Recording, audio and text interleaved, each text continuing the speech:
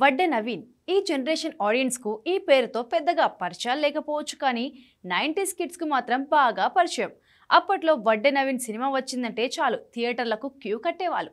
ముఖ్యంగా love stories కు మనడు care of address. మనసిచ్చి చూడు, పెళ్లి లాంటి సినిమాలతో నవీన్ క్రేజ్ అప్పట్లో అమాంతం పెరిగిపోయింది.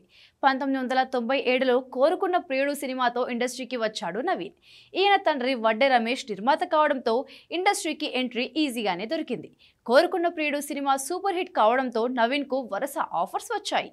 సుమారు 30 సినిమాలు తీసిన నవీన్ పెళ్లి, ప్రియా ఓ ప్రియా, మనసిచ్చి చూడు, చాలా బాగుంది, మా ఆవిడ మీద ఒట్టు, మీ ఆవిడ చాలా మంచిది లాంటి సినిమాలతో మంచి గుర్తింపు తెచ్చుకున్నాడు.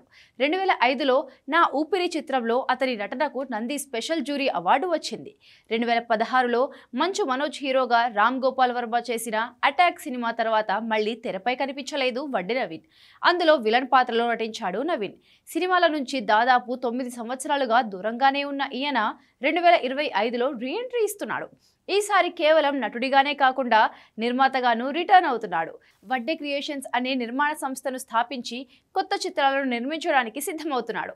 అందులో భాగంగానే త్రిమూర్తులు అనే సినిమాను చేస్తున్నాడు. అందులో ఆయన కానిస్టేబుల్ పాత్రలో నటిస్తున్నాడు. తాజాగా ఫస్ట్ లుక్ కూడా విడుదలైంది. కమల్ తేజ నర్లా ఈ సినిమాను తెరకెక్కిస్తున్నాడు.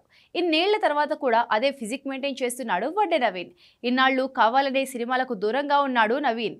ఈ మధ్య కూతురి పెళ్లి కూడా చేశాడు. కేవలం హీరోగానే కాదు, కథ నచ్చితే విలన్ గా కూడా నటిస్తానంటున్నాడు వడ్డే నవీన్. ఈ లెక్కన తెలుగు ఇండస్ట్రీకి మరో క్రేజీ క్యారెక్టర్ ఆర్టిస్ట్ దొరికినట్లే. ఇప్పటికే శ్రీకాంత్, జగపతి బాబు, రాజశేఖర్ లాంటి సీనియర్ హీరోలు విలన్లు క్యారెక్టర్ ఆర్టిస్టులుగా మారిపోయారు.